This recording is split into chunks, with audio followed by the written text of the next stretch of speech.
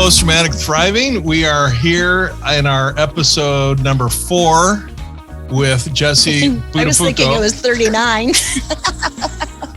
It feels like it. There's so much, it's great content. I'm here with my co-host, TanyaBrown. Hey, everyone. Nice to see you. Jessie, welcome back. Thank you for having me. Yeah. Well, we're so glad you're here and Yeah. have spent like literally the day with us. Literally like, the day. Like, no kidding. But it's just like such great info. Well, and it's fascinating. I think for a listener to be a part of, on all ends, it's you don't get opportunities like this to really unpeel a lot of your layers. And so I'm even learning stuff, here about me. And it's just, I don't know, it's a wonderful opportunity. So thank you. Oh, well, you're thank welcome. you. Thank you. Yeah. You're very welcome. And, Glad you're enjoying it. and to recap the story, everybody knows Joey and Mary Jo. named after Mary and Joseph from the Bible. That in and of itself is and Amy gem. Fisher. And now we're here with Jessie, the daughter. Yeah. So I love that. It's like, that old story. No.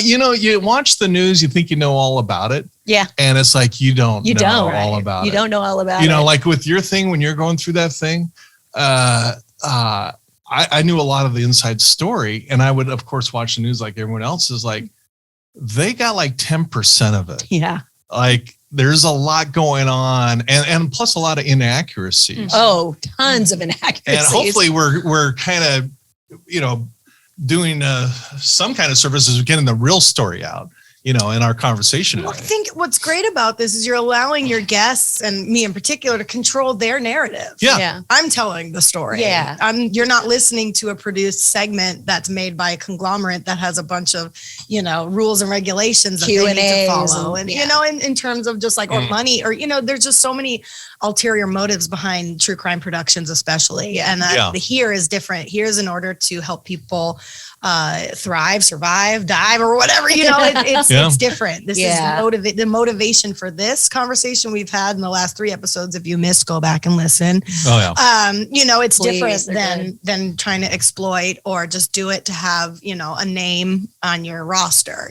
This is something magical here. Yeah. Thanks. Good. Yeah. Thank and you. you're part of that. Part of it. For sure. Cool. Yeah. So the first question, right? Thriving, if you go to the post-traumatic growth literature where, a lot of this foundation came from, the first step, it's spirituality. And I just want to ask you, point blank, where did spirituality, God, religion, or not, how did that all kind of play into the person you are today? Good question.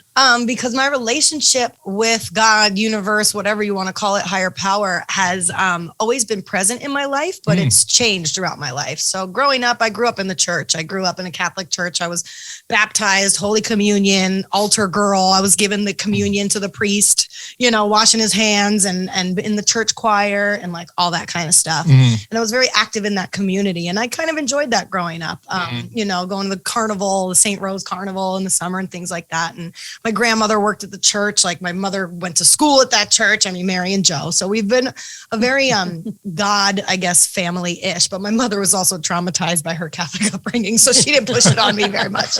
I just wanted to be in the choir because I wanted to be a star. And I just want to be an altar girl so I can go up on the stage in front of the congregation and ring the bell. So I'm going to be totally honest. Not all eyes on me. The entertainer. Yeah, always. I was like, ring the bells, fancy in my gown. But you know what? Actually, when I moved from New York to California in 96, so trauma happened 92, 3, 4, 5, 6, 4 or 5 years later.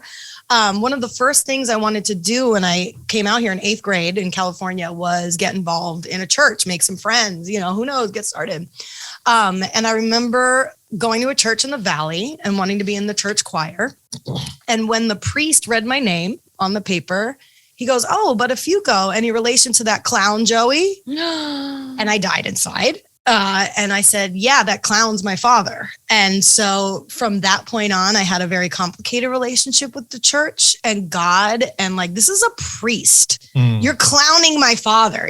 Where's your grace that they talk about? Where's your forgiveness that you talk about? The head of this congregation that I'm trying to come to for a sense of peace and belonging is coming at my family with all these preconceived notions already, forget it. And so I kind of didn't have much of a spiritual life from 8th grade through high school. Didn't really pray that much or anything like that. I was always really connected to my grandmother, who died when my dad was 11. Her name was Louise. That's who my middle name's after. She was like an opera singer. She was musical theater. I feel like I connect with her energy very much. And so I've always prayed to her and thought of her as my guardian angel. So then once I got to college, my resident advisor was like, girl, I hear you singing in the shower. I need you to go to gospel choir now. And so I was like, fine, whatever. And I went to practice and I wound up loving it. And, really found my voice there. The director, it was like being, in a Black Baptist church, and it was just welcoming and spiritual and, praying to God. But at the same time, I'm active in drinking and drugging and all that. And so I was very conflicted inside with that. And that's when I really started to praying, like almost like, God, I know I'm throwing my life away. I just don't know how to fix it. And so that's when I started, I think, getting back to some sort of, a power greater than myself, or starting to have those inner conversations of like, hey man, I know you see I'm fucking up right now, but like, if you can just help me get through this, like I promise, like it kind of started becoming bargaining again. Yeah. Because my voice started, I used to be a first soprano. I partied my way into the tenor section, like I am raspy and low now. And I started messing up my God-given gifts, and I started recognizing that. I started feeling guilty about that, but I couldn't do anything about it. And so I was like, God, I know I'm fucking up everything you gave me. I just don't know how to do it any differently.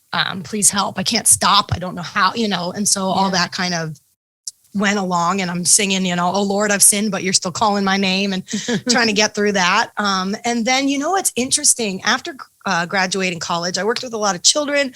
I'd produce and direct a lot of, after school theater programs for kids and things like that. And where my business that I started, which I started at 25 years old, took me was in private Catholic schools and Jewish schools. And so I wasn't necessarily actively seeking out God or religion, but it wound up being a part of my life anyway. And I find that to be some divine power. Totally. Working, that's the universe. That's God. Because I was working at Catholic schools, and I was, literally doing jazz hands under Jesus on the cross. But more so I was involved with families that had a good base, feeling like it was a community. I was providing after school theater programs. Yes. But, I was changing children's lives, and their parents knew it. And it became a thing of, we're all doing the play, and we're all going to go to Jessie's class. And, it became this, beautiful thing in those environments for that. And then I was working at a temple in Beverly Hills, and like, your Catholic girl over here became like Jewish by association. I'm teaching, preschool. I was a preschool teacher at the time, teaching, stories of Hanukkah and Passover and like all this kind of, religion and spirituality and having dinner at the rabbi's house and, and all this kind of stuff, not actively seeking it out, but this is where the universe put me. And it put me with people that were nice people and good people and did live a spiritual life. And so I wasn't necessarily actively living that spiritual life, but I was getting the benefits of it from the people around me that were, if that makes any sense. And it sounds like they were appreciating your gifts and appreciating you. They were. I recently got a text message from one of my families. Their daughter's now 16, but she was 3 when she started with me. Oh my God. And the father, who was a cantor at a temple, he was like, I just thought of you the other day, and I just wanted to reach out and let you know how special you made like my family's life while you were in it. And with what you did for my kids and what you did for our community and our friend circle, because they would all, go around and see their shows and flowers, it was like, it was a big thing, and they were in a part of my life for a long time and vice versa. And it was really lovely to have them reach out to me and just acknowledge that. And share it. And it was at a time where I needed to hear that too, of just like, cause I was feeling, I don't know, that I was useless and hopeless, and just God does that too. I'm like, girl, you're not here. And so I found myself like in that area but not necessarily like, oh, good for you. That's cute. You have religion, moving on. Like, but that's not for me kind of a moment. But here I was writing and producing and directing Hanukkah plays because they really don't exist. So I was like, all right, I guess I'll just write some new ones. And I started making parody songs, with the Beatles to the Maccabees, Maccabee, Star David is for me, stuff like that. And so I wound up still absorbing all of these, religion. I have a tough time with religion. Organized religion to me is a sham, but the messages of it and the spirituality of it is something I can connect with. Yeah. And I consider myself today a very spiritual person. I'm trying to seek, you were talking about Jesus earlier, even, and I was recently be like, what happened to him between 12 and 25? Where'd he go? And so I'm starting to research that. I'm like, oh, he was traveling the world learning spiritual principles that he then passed on to his followers. He just didn't come to him one day when he's 30. Like, where'd he learn that from? And so it's like, all of these, I really think us human beings, I'm like, this is maybe where I'm sipping the Kool-Aid, y'all, but you asked a question. Sipping the Kool-Aid. Us as human beings on this planet, humans have been on this planet for a long time, and they didn't, not necessarily in 1995 or 2005, 2020 that we're in now. What I tend to think deep and go spiritual of what is the purpose here? What are we supposed to be on this planet for? It's not to make money. It's not to drive a car and deplete the ozone layer. This wasn't always here. So what were people doing back then and why? And I tend to think it was more spiritual things going on, whatever created this earth, whatever created this human beings, whether it's God, aliens, matter. I don't know. I don't do science, but all I know is I think the more spiritual I've gotten, the more peace I've gotten. For sure. The more I've been able to replace my fear with faith. Yeah. And the more connected to it and the more open I am, I wake up every morning now. I say, God, please let me, see the signs of the universe that, you're pointing me in the right direction. And if I tend to get in my own way, please help me figure out how not to. Yeah. And lately, a lot of times my attention will get drawn to numbers, like on a clock or on a license plate or something. And we call them angel numbers. And I'm big into it. And so 222. Right when I left, 11, I saw 404 when I was headed to the bathroom. And so all these numbers have different meanings. If you look them up, 1111 angel number means this. If you look up certain numbers, and my attention always gets drawn to 222 or 444 or 111. And so it's like, I think my universe, or whatever that means, has figured out that that's how I see the signs. Connect. And so now it happens quite a lot. Now, am I just on my phone scrolling and I happen to see it every time? I don't know, but it makes me feel better because every time I see it, I go, it's usually in times when I'm either scared or contemplation. And it comes as just like a sign of you're on the right path. Girl. Yeah. And lately it's been coming in the form of an orange car. Why? I don't know. An orange car. Yes. I don't know why. Maybe because when I was working at a adolescent rehab center not too long ago, one of the girls in there kind of brought it up, and then it became kind of a thing. But then she brought it up, and now I'm just actively seeing orange cars. I don't know. But it's happening in moments of contemplation when I'm actively having that conversation with universe or meditating or whatever, and questioning, is this the right thing? Am I doing the right whatever? An orange car will pop by. And I was like, I see you. I see you, universe. I give a shout out to whatever is out there doing that. So much so, last week, I was in a major contemplative fear situation, financial insecurity. We're still working through those skills. But I was in it and I was scared, and I was really talking to God of just is there an end in sight? Because I don't see it. And I was getting upset, and I was really going there and starting to spin out. And then at that moment, I get stopped at a red light. Yellow light comes on, red light stops from the first one. And as I look up to the billboard that's above me, it's a giant orange car on a billboard. And as I see that, the AM station that I'm listening to, because apparently I'm 105 years old and I love AM radio. As I see this orange car, and the AM literally says something along the lines of, just have faith and it'll work out. And it was one of those boo-doo-doo-doo moments of just I see you, God. Okay. Oh, wow. And it squashed my fear. And I said, guess what? I don't have the answer to my problem right now, but it will come. Yeah. And I can spend that time afraid, upset, anxious, feeling like crap, and feeling the need to escape. or I could spend this time and say, it's going to work out because I'm doing all I can on my end. And I think I'm doing it the right way because I'm trying to be as open to the signs as possible, trying not to let my ego be the one to decide things and trying to let myself be guided by the angels that I believe are guiding me. Amen. Wow. Beautifully said. Thank you for coming to my TED Talk.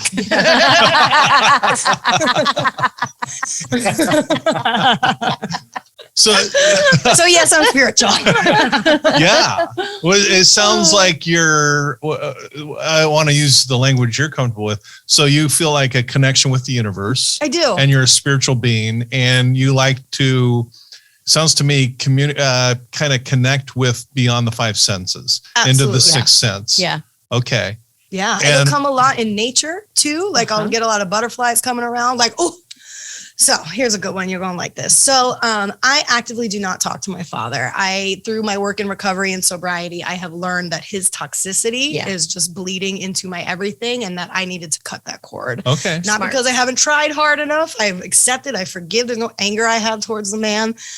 He is the common denominator to my problems. And when I cut him off is when I started to thrive. So, okay. So you're self-aware that separation is good for you. Absolutely. 100%. He still keeps trying to come in my life because, he thinks of me as a possession and he doesn't like that I'm creating this boundary, but it is what it is. However, a couple months ago, I was at a crossroads with that, I guess you could say, in terms of he keeps trying to, wiggle his way back in. And I keep trying to just nicely shut that down. And via email, I'm not having physical conversation with him because he blocked.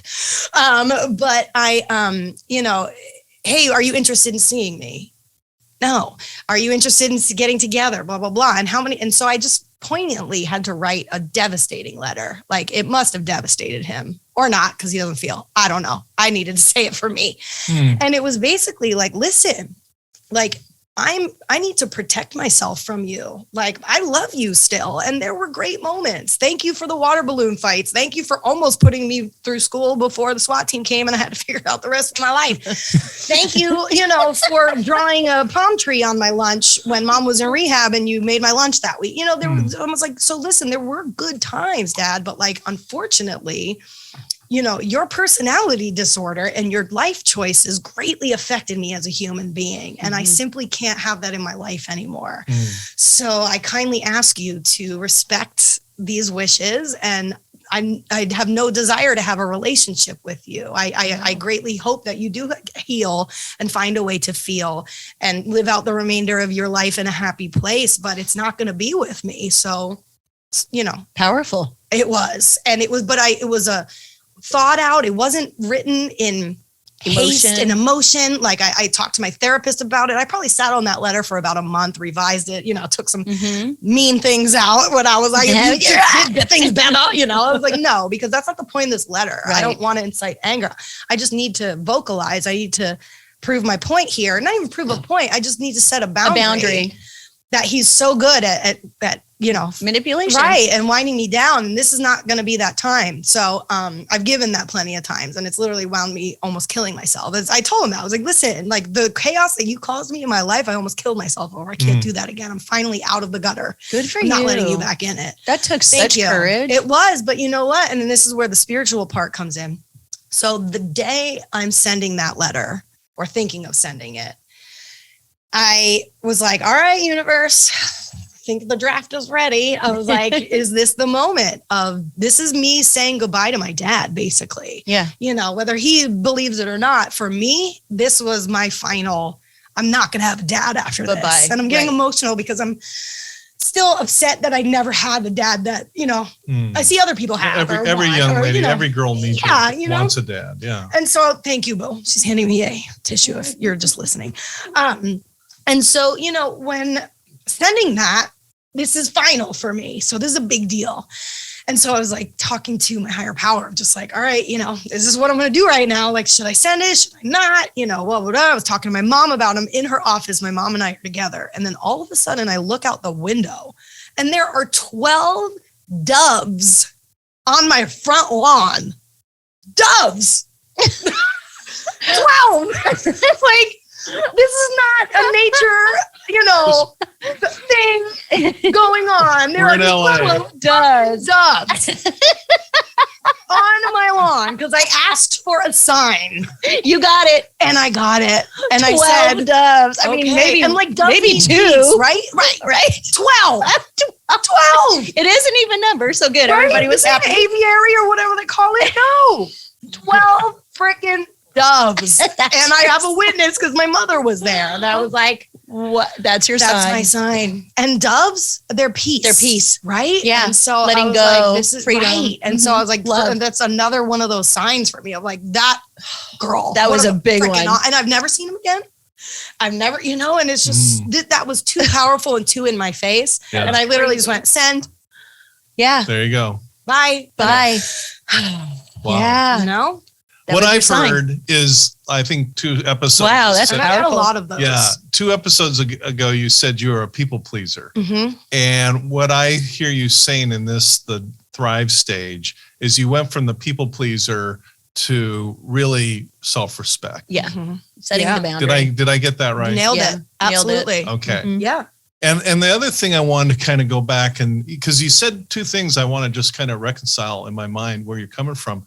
You had all these families at various synagogues and churches and these places that really were, you kind of reclaimed a sense of value that you were providing really a wonderful thing for their kids and for those families.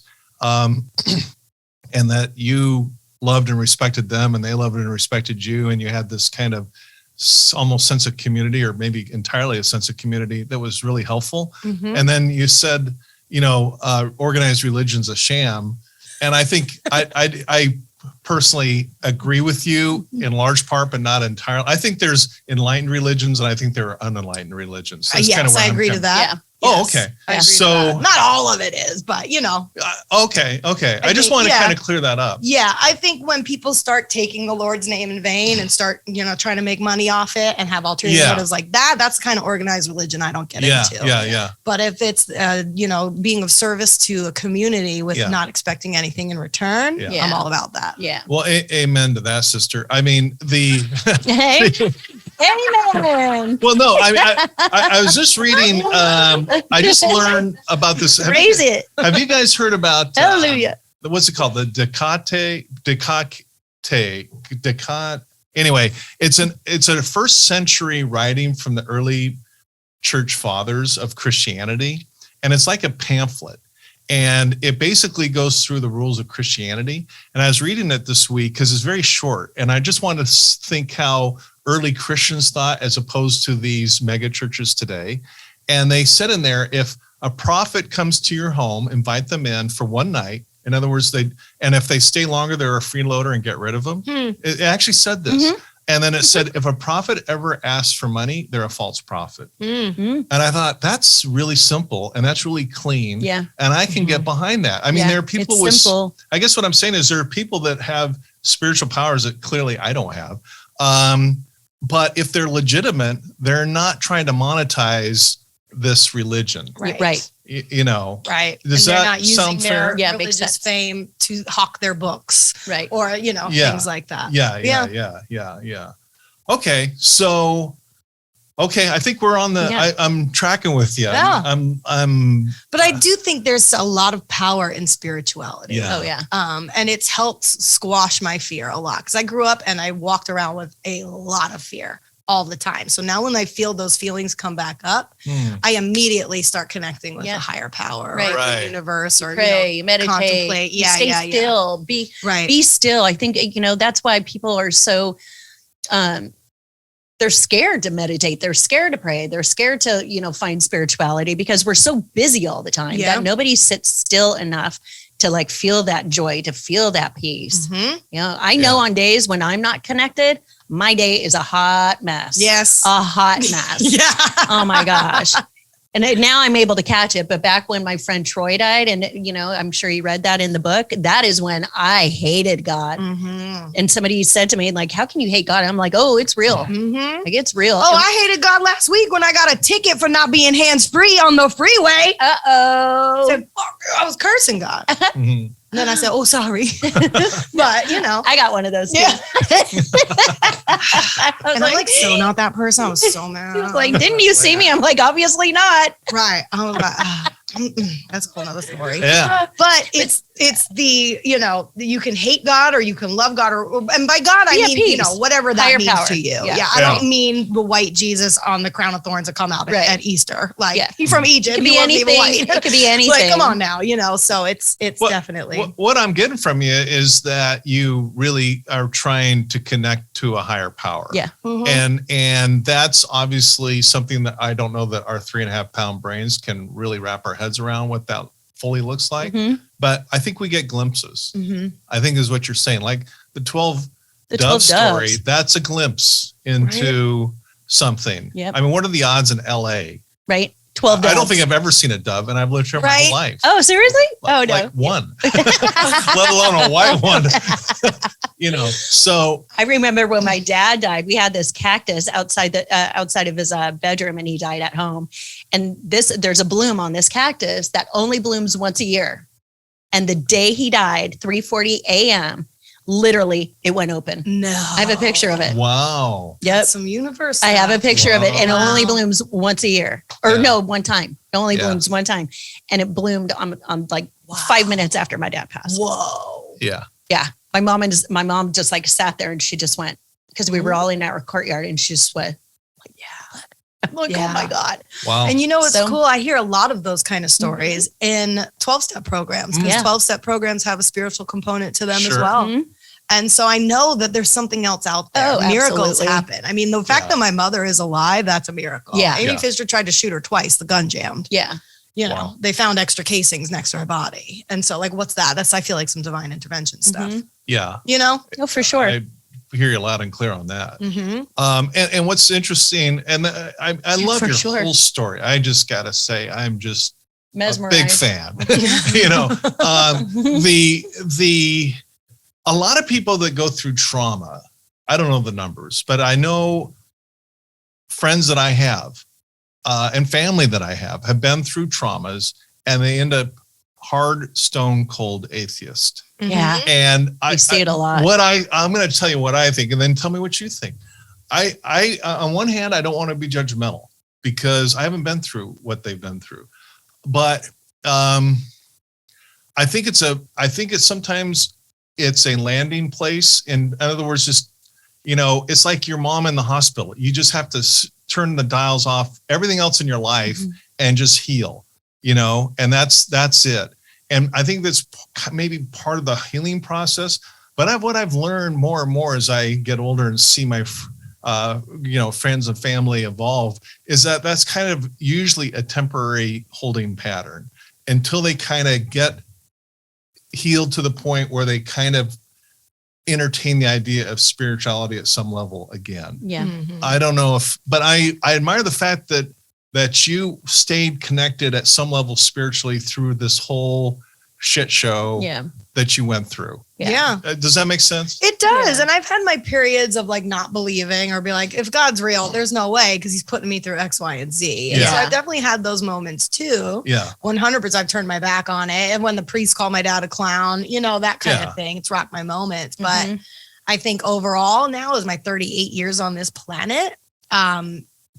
Being spiritual has made me feel better. Yeah. Yeah. And Yeah. connecting to that and Yeah. realizing that earthly events happen because earthly people are making them happen. Right. Maybe, Yeah. you know, I Yeah. don't know. I don't know.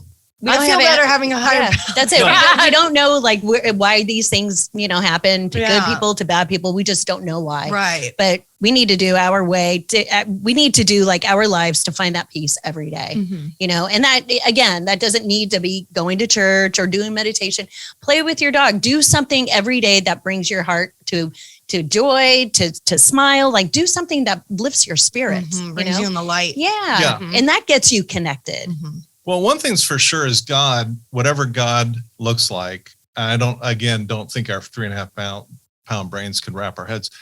God is not a helicopter parent where he's Right. hovering over us, stopping all the bad things from happening. Don't tip your your bicycle over. Don't let that glass of milk spill. I mean, God is hands off in a lot of ways, but I think that there are glimpses that we get. And, I, with COVID and everything, a buddy of mine from high school just invited me down the street to Mariners Church. Have you been down there? Yeah. I really liked it. I really liked it. Oh, it's big. It's a huge campus. Well, it's huge. And, mega churches have a certain thing, but I got to say, it was a really I love the pastor there. Yeah, he's good. Yeah. So I think that there's just different avenues. Yeah. And I think that people need to connect however they connect with that higher power. It's kind of like looking for a therapist, right? Like if you want to kind of, explore churches, figure out a few. I've gone to some churches and I'm like, oh, this is so not for me. Oh, okay, I'll stay here for a while. I like this. It's kind of like you got to try a therapist out. You got to try a church out. Somebody had told me too, I worked for a Mission for Michael Obe rehab here now in San Clemente. It was in Dana Point. And somebody said this, he's like, religion is like, there's a monastery out in the foothills here in Orange County. And there's like these little pathways that go all throughout the land, and each pathway leads to a different religion. So there's like Hindu, Jewish, Christian, Catholicism, and each one, basically what he said, his name was Drew Fisher. Oh. Who are you talking about? Drew Fisher, apparently. His name was Drew Fisher. He ran. Trigger warning. Oops. This table's so heavy. But he explained this. He said, it's the same message, just a different vessel.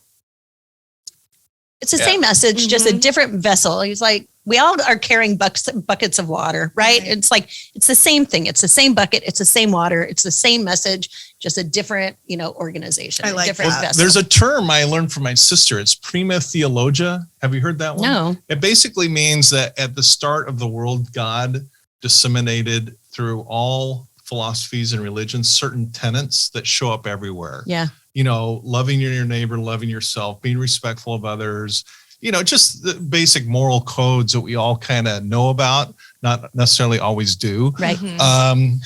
But that's that concept basically, which I think is a nice concept. It is. Okay. So in thriving, what else? You've mentioned it, but you're in Pepperdine. You went to UC Santa Barbara, great school. I went to UCLA, so we're kind of like cousins there. That's super cool. And then you're at Pepperdine earning your master's in psychology. That's super cool. And you revealed this morning that you're going to go for a PhD, it sounds like. That's the goal. Yeah. As I started this mental health journey on a whim, because in 2020, when COVID happened, all the schools shut down. So all of my children's theater production shut down. And so the business that I had grown and cultivated for 10 years was no longer. No. And so I was like, now what? And so I was like, maybe I'll go back to school. And I had, paid off my student loans by then. So I was like on a fresh, clean slate and was like, all right, let's do it. And literally the idea came into my head, and that's God too. And within a month, I was in school and then accepted and enrolled, and financial aid worked out. And it was just like, okay, this is the path now. This is what we're doing.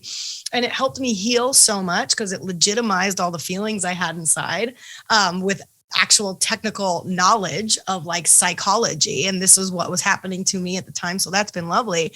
And as it's going, and as I've been participating in more productions and things like that, I too have started, I guess you could say there's like group. It's like a random group of people who have also been exploited by the media and have experienced public shame.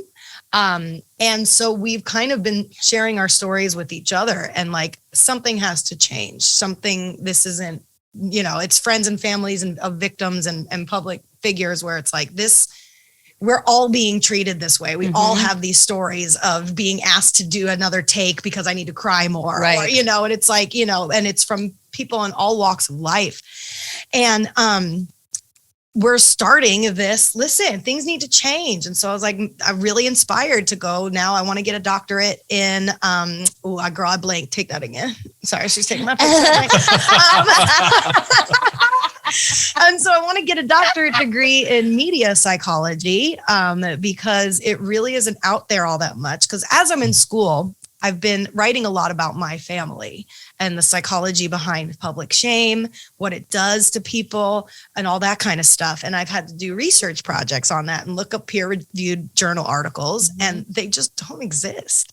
I have met one woman, her name is Dr. Christy Marie, and she just graduated from Fielding University. And her dissertation was on the effects of public shame, because she too has a story and an experience, and she now has a doctorate degree and wrote her dissertation on it. But that's like the first. Wow. That's coming out this year. Yeah. You know, and so when I'm doing my research and I'm putting the keywords in the search engine, nothing is coming up about public shame, public scrutiny, the effects of massive media attention. It doesn't exist. It really doesn't. I found, I think, one article on public hate, and the article was more about how to measure it rather than how to the fix effects it. of it and how to fix it. Yeah. Right. But even now, okay, great. Now we have something to measure it. So now maybe I could take that and start measuring it, and then I can be the one to have the effects. I'm not quite sure. All I know is that there's a need for it, and it's lacking. And especially in our world today, which is so media heavy on so many levels for so many different age groups. So many people are going viral every second. So many kids are being affected by the media and what they see on it every day. And so I just really feel like maybe this is one of my life purposes, is that I had to go through being Jessie Buttafuoco and going through all that public shame as a child, seeing it from the ground up and developing in it, so I can be the one to provide the research and make some changes in this industry. That's amazing. Yeah. Maybe. No, maybe. That's what I'm thinking. Maybe. You know, Sounds good to me. Because I really don't want the generations after me to have to go with what I went through. Yeah. And I just really want to put psychological safety measures in place in true crime productions. Yeah, you were talking. Simple. Oh, sorry.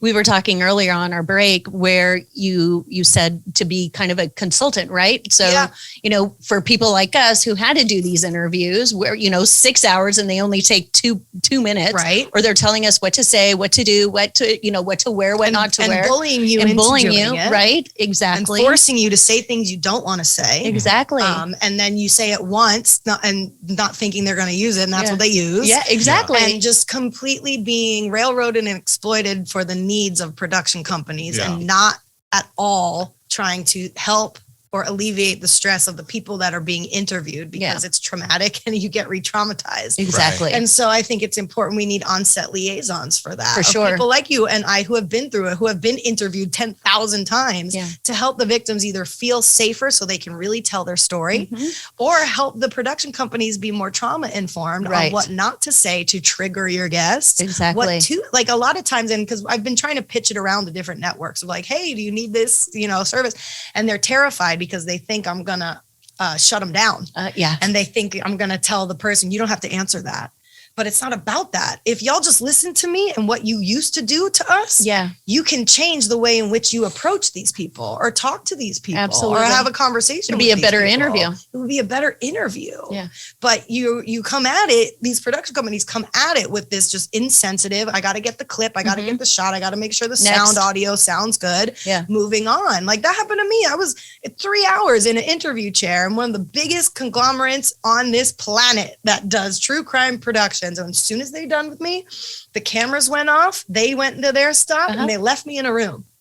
Yeah. And I was like, That's what I they guess do. we're over. And I packed up my own backpack. I found my way out of the building.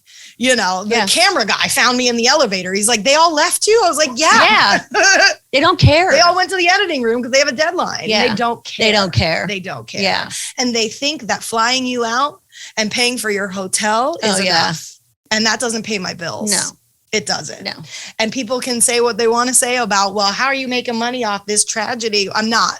Yeah. But we should. Yeah. Because how many times are you going to ask me to sit in this chair? Yeah. Oh, Right? how many millions and millions and millions of dollars in advertising revenues were generated off your case and your case? There's movies. Yeah, movies. That nobody even told us about. Right. Yeah. Nobody even gave us a warning. Right. So, yeah. So enough is enough. And they use an excuse of, well, it's true crime. It's a real news. So we can't pay you for it. and they find their own loopholes because they're giant conglomerates and no one has the power to go against them. And then, I got the power. Yeah, I will make the research, because if you need research that what you're doing is detrimental to people's mental health, then I guess I will be the one to create that research. Yeah. So I can maybe lobby and get some laws made. I don't even know. I'm honestly at the beginning of all this. I just feel it in my soul that this is what I need to do. I think you're onto something. HUGE. As long as we're using FINE. Yeah. HUGE. No, it's really huge. It is huge. I mean, you guys have had a lot more media experience than me, but going back to Heaven's Gate, once I was in charge of all the media going through the house. I was in charge of pretty much everything. And so the media called and they wanted to film something in the house. And it was a Saturday and I was watching the kids. So I'm a hands-on dad and I had 2 or 3 little kids at the time. And so we went down to Heaven's Gate in San Diego and I had the kids in the backyard. I said, you can go swimming while I just kind of unlock the house and do the thing. And I told the media, you film anything you want, but film the pool, but don't film my kids in the pool. Yeah. Well, guess what they did? They did. Oh, yeah. Of course. Network, you would all recognize. Yeah. So they're so insensitive. Yeah, it's like, you know what? They just want the drama, the sensationalism. Yeah. Yeah. They don't care. And I think now we're starting to see the effects of that as a whole of a nation. Look at our suicide rates. Look at our depression rates. Look at all of our anxiety rates. Like maybe it has something to do with the media that's been shoved in our face. Yeah. That's exploitative. Yeah. And that's, desensitizing and all of that. Well, putting kind of a code of ethics into place and calling this out for what it is and putting some basic rules of decency into play. Right. They're out there. They're just not legally binding, so they don't abide by them. Yeah. Right. I can give suggestions till I'm blue in the face, but until someone's In losing paper, money or getting a lawsuit, you know. Well, so something bad happens. So maybe I need to be the one to create the research, figure it out, and make it legal. Exactly. I don't know. I don't even know what that looks like. Anybody a lobbyist out there? How that work? Well, you know what? Something's just jotted my memory. Do you guys remember the something swan? It was like taking the ugly swan or the beauty swan, that reality television show where they took somebody who was not very good looking and they transformed this person. Yes-ish. Okay. Yes, it's ringing a bell. I forgot what the name of the show was, but there was a case where a contestant tried to commit suicide or actually took their own life. I can't remember. So maybe that could be, a good, maybe you can Google that, because I remember they were talking about doing something like that, because it's like, wow, maybe we need to start bringing in a psychologist or a psychiatrist, before these contestants come in, because it's happens. They have that. I actually had to do that. I participated in season 12 of The Voice, and they did have me meet with psychologists. They did have me take a psych test and an IQ test and do all that, but that's to save their own ass. Yeah. That's not to help the contestant. Exactly. That's to wheedle out the crazies, so their liability and their risk factor gets lower. Yeah. And to say, oh, well, we did this. But after I'm traumatized after telling my story to, investigative ID channel, and then they leave me hanging with no emotional support to process that experience. Not even the courtesy of showing you where the door is. Right. And so it's just like things in this, that we need to be more trauma informed. It was ID that did that to me ID too. Is the worst, apparently, from what I've heard. Because I've been getting with like Amanda Knox, who, is the queen of public shame and false. She was falsely convicted and like all that stuff. And her name is forever tied to that case in Italy. Right. Forever, no matter what she does. And so she's on this team I'm talking about of like, we need to legitimize something here.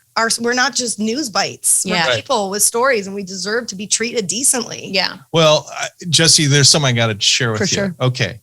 I worked on the Bikini Atoll case, and I was on an island in the middle of nowhere where the nuclear tests went off. When you see those big pictures of atom bombs, that was all on the Bikini Atoll. And I went to this one outer island, and we landed on a boat. Nobody had stepped on this island in 50 years. And it was still radioactive. And so I'm with this little group of experts from around the world. And I noticed a older gentleman way down the beach, sitting on a log, way down the beach. And I thought, I don't know what's up, but there's something up. And something just told me to go say hi. And I went down to him, and he was the most mild-mannered, gentle, kind gentleman. And he told the story about the day the bomb went off. Mm-hmm. And the United States government detonated the Bravo test, the biggest atmospheric test in world history. And that night, ash started falling on the island. The kids thought it was snow. They'd never been in the snow before. And his daughter died from radiation poisoning in Bethesda, Maryland hospital. Okay. And this gentleman took on the US government. And he fought for years. And behind me is a gift that I got because of the crusade he led, he got a $2 billion verdict to rebuild those islands. Now, it didn't bring his daughter back. Right. Okay. But what my point of telling you this story is I truly believe you got the horsepower to take on the media. Yeah.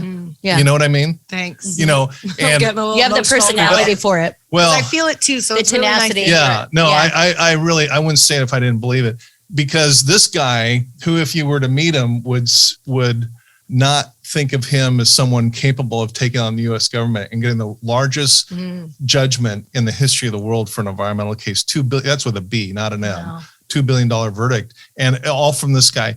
And you, with your personality, with your gifts, with your story, which is so over the top fascinating, and plus this is an ethical issue that needs to be called out.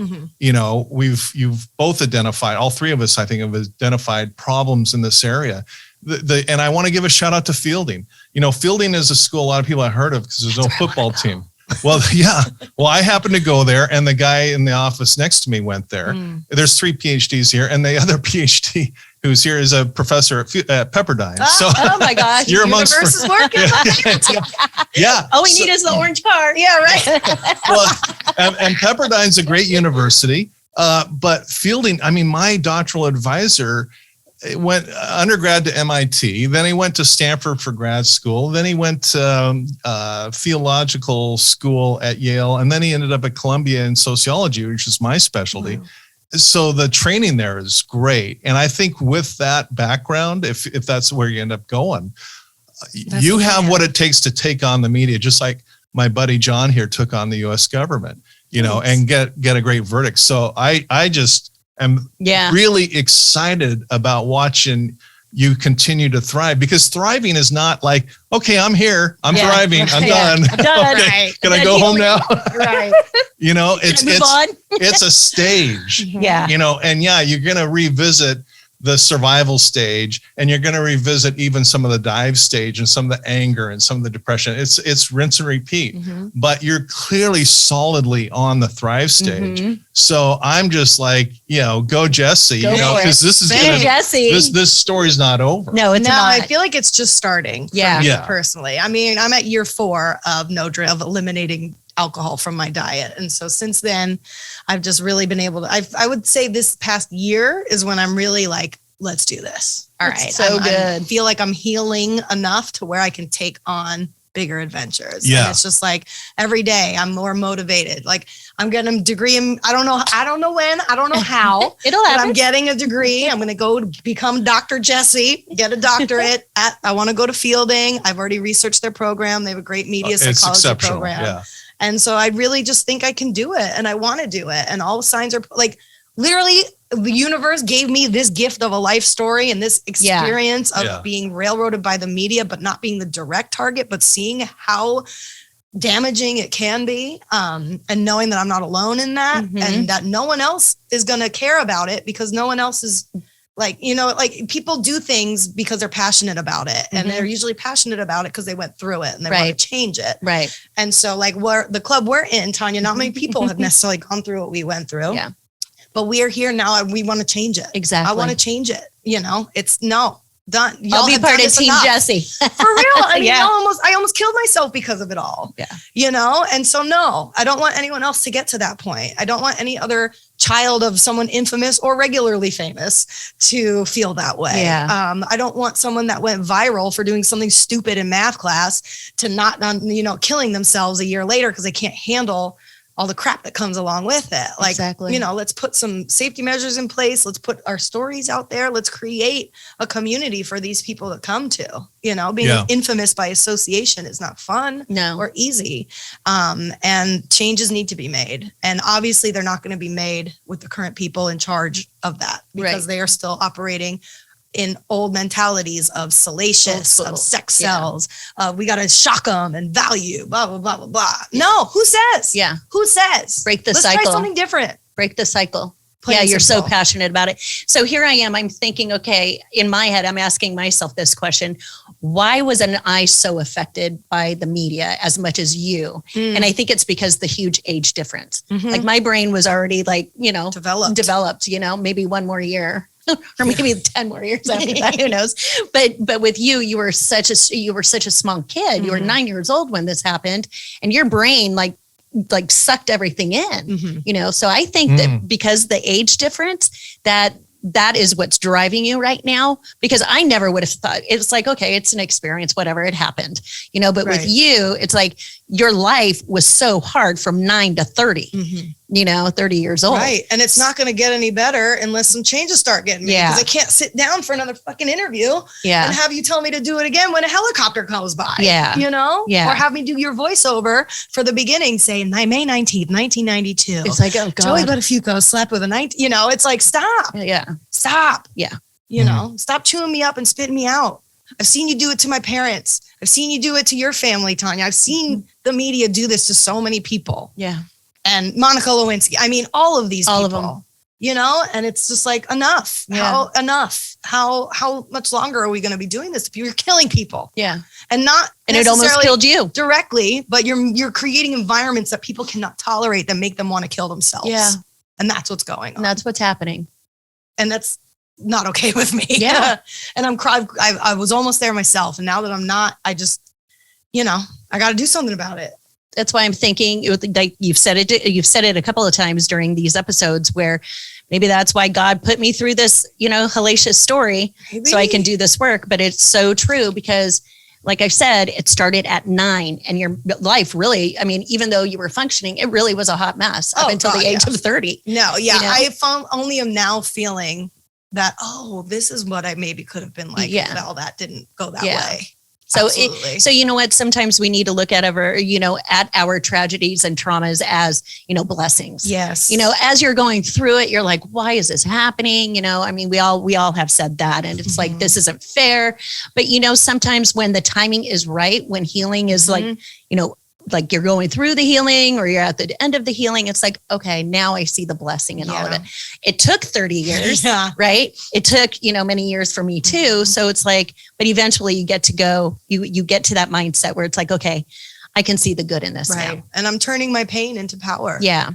I love that. Yeah. And it's not that you'll ever be grateful for your tragedy, Jessie, in terms of your mom being shot by, a 17-year-old prostitute. Oh yeah, no, You'll absolutely never be not. grateful for your tragedy. No. Losing your sister. No. I'll never be grateful. Oh, gee, I got to go have open heart surgery. But we can be grateful for the lessons. Yeah.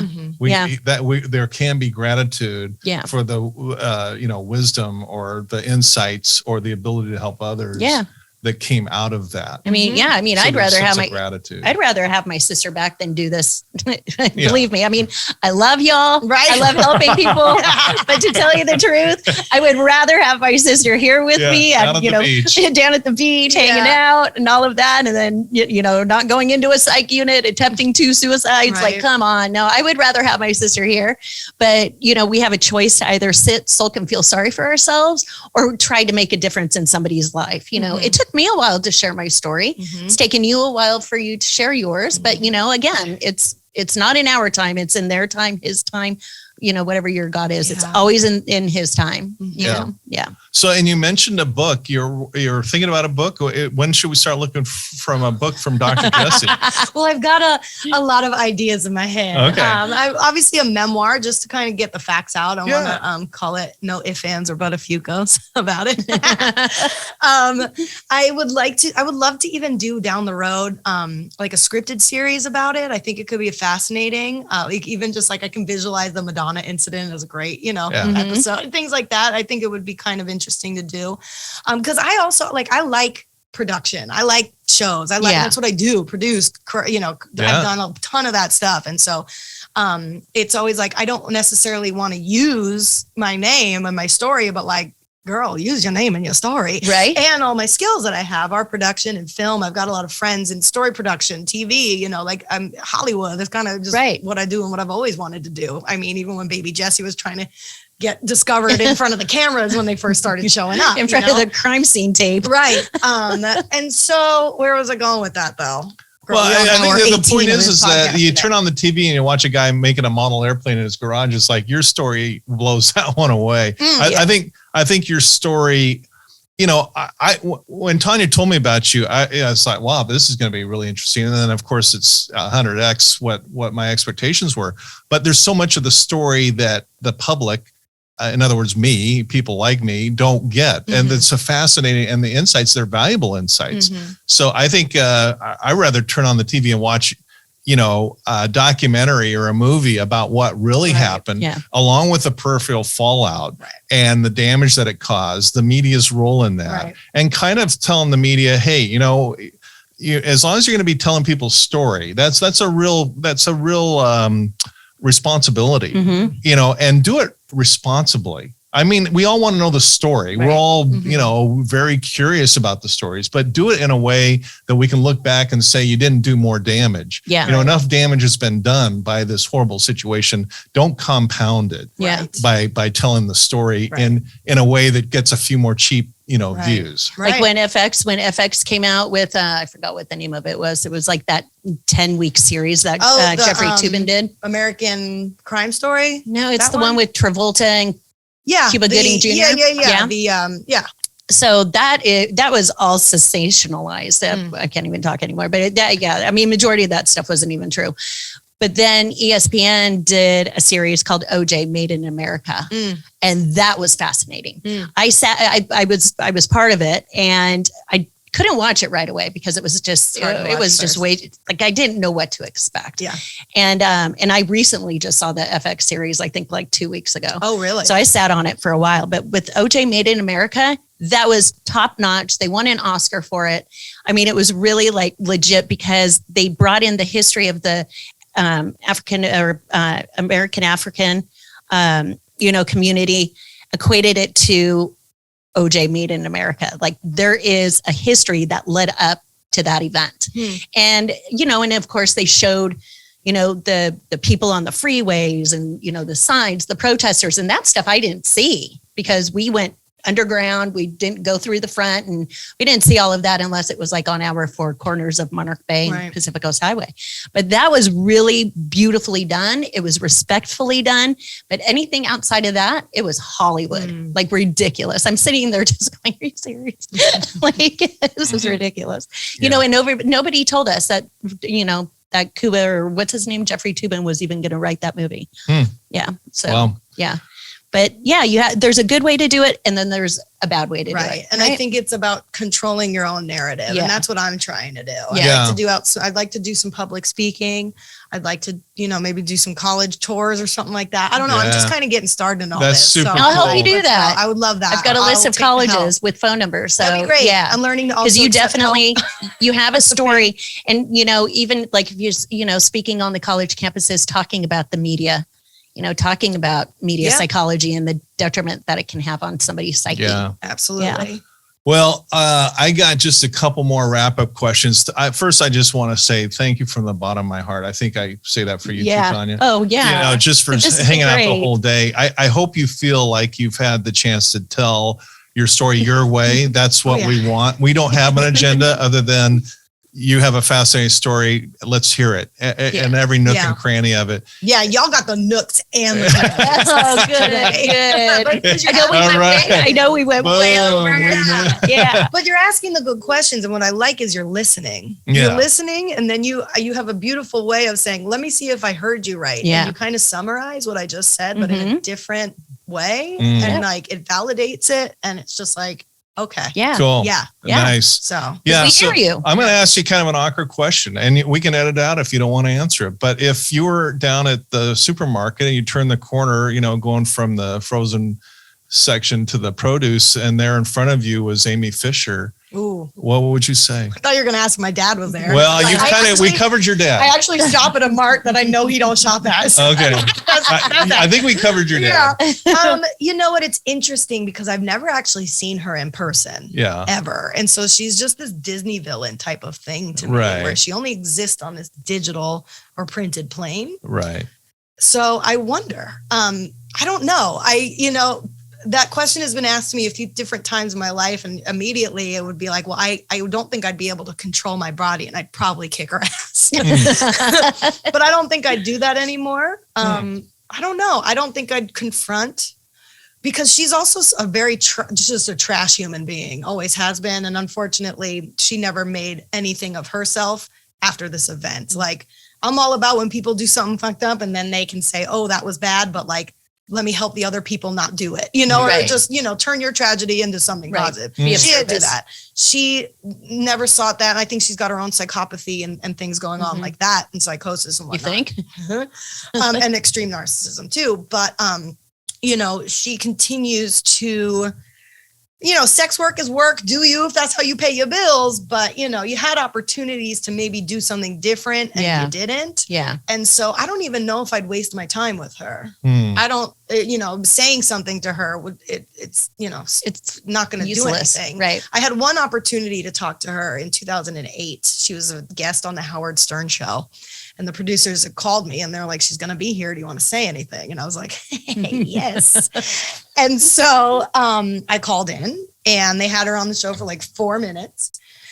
And then Howard goes, so we have Mary Jo's daughter, Jessie, on the line. She'd like to say something to you. And Amy said, oh, I don't want that, and started to take her headphones off. But before she did that, I was like, well, I didn't want you to come to my house and shoot my mom in the face, but that happened. And I think that was a little aggressive at the time. I was in my early 20s. Did you actually say that? I did. And it went on air. on the air? It's one of the top 10 moments of the Howard Stern On Demand Hall of Fame 2008. Because she proceeded to take her headphones off and left the studio. And so she didn't talk to me. She left. Howard. And Howard talked to me after for about 20 minutes. And it was a riveting conversation, because I was like, listen, I wasn't coming on your program to berate this woman, yell at this woman. I was actually here because she had young children at the time, to let her know, as the child of this particular triangle, my life has been extremely difficult because y'all continue to make crappy choices. Yeah. And so I was like, if you want to help your children, like, being Joy Buttafuoco's daughter was already enough, but could you imagine being Amy Fisher's kids? Oh, yeah. And what that means, I don't know. Yeah. And so I was just kind of trying to warn her, almost, of like, listen, you are bringing children into this world. And as a child of this situation, it sucks. So you could either maybe try to change or do something better, because what you're doing to these children is rocking their world. Yeah. And she never got that memo, because she left before That she would hear have it. been so perfect for her to hear, whether she would have heard it or not. Yeah. Wow.